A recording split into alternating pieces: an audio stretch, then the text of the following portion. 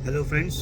तो आज हम बात करेंगे थोड़ा एआई के बारे में। वैसे तो एआई ऑलमोस्ट सभी इंडस्ट्री के अंदर है, और business, marketing, textile, fashion, manufacturing, health care, finance, banking, education, e commerce, media, film marketing, agricultural, यानी ऐसा कोई सेक्टर नहीं है, लॉजिस्टिक, ट्रांसपोर्ट्स, सबके अंदर है।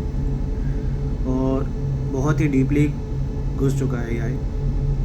आज आपके मोबाइल से लेके आप इंडस्ट्री में कोई भी काम कर रहे हो, सबके अंदर एआई का भरपूर यूज़ हो रहा है। बट लोगों को ये डर है कि एआई के आने की वजह से उनकी जॉब्स खतरे में है।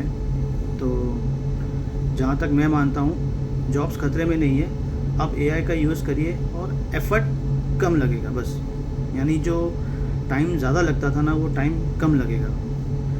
अगर एआई है क्या, आर्टिफिशियल इंटेलिजेंस क्या है, मतलब कि ये एक कलेक्टिवली फॉर्म ऑफ डेटा है। मतलब कि जिसने इसको बनाया है ना, उसने दुनिया की सारी जानकारी इकट्ठा करके एक जगह रख दी है, और उसको इस तरह से बनाया है कि आप उससे कुछ भी पूछो, वो आपको आंसर दे देगा। लेकिन अगर मैं इसे सिर्फ एक कोरिलेट करता हूँ, जैसे कि अगर मैं उसे कहूँ कि आप एस्ट्रोलॉजी भी है, एस्ट्रोलॉजी में भी एआई आ गया है, उसे मैं अगर अपने डेट ऑफ बर्थ, टाइम और प्लेस दूँ, तो वो मुझे ये बता सकता है कि हाँ, कि आपके साथ ये चीज़ होगी, ये आपका भविष्य है। लेकिन वो मुझे ये नहीं बताएगा कि आपकी मृत्यु कब होगी, आपकी डेथ कब होगी। ये वो नहीं बता सकता है, ये वो प्रेडिक्ट नहीं कर सकता है, क्योंकि उसे ऐसा पढ़ाया ही नहीं है, उसे प्रोग्राम ही वैसा नहीं किया है। आप समझो, एआई इज़ लाइक मुन्ना भाई एमबीबीएस, जिसने गांधी जी के बारे में पढ़ा तो है, लेकिन उसे उतनी नॉलेज है जितनी उसने किताब में से पढ़ा है। अगर आपने मुन्ना भाई एमबीबीएस की मूवी देखी है, जिसके अंदर वो सीन आता है कि जब वो कहता है कि उनकी मदर का नाम क्या था, और साउथ अफ्रीका में उनके आश्रम का क्या नाम था, तो वो आंसर नहीं दे पाते हैं, क्योंकि उन्होंने उतना डीपली उनके बारे में पढ़ा ही नहीं। तो एआई भी वैसा ही है। एआई को बनाने वाला इंसान है।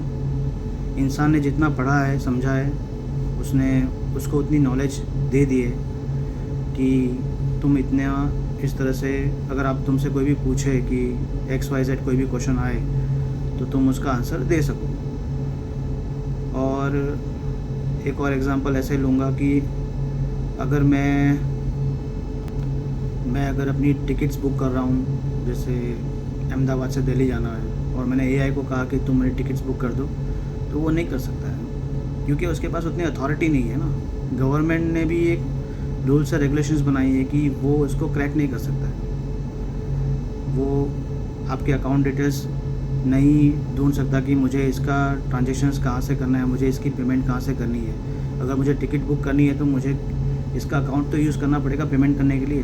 वो कैसे कर सकता है? नहीं कर सकता है, उसके पास उतनी अथॉरिटी नहीं है। तो डरने की ज़रूरत नहीं है। एआई का यूज़ अच्छे से करें, समाज के लिए, सोसाइटी के लिए कितना अच्छा है वैसे यूज़ करें, तो you can grow with AI. आप अपने साथ साथ बहुत से लोगों को बहुत कुछ अच्छा दे सकते हैं। तो एआई से डरने की ज़रूरत नहीं है।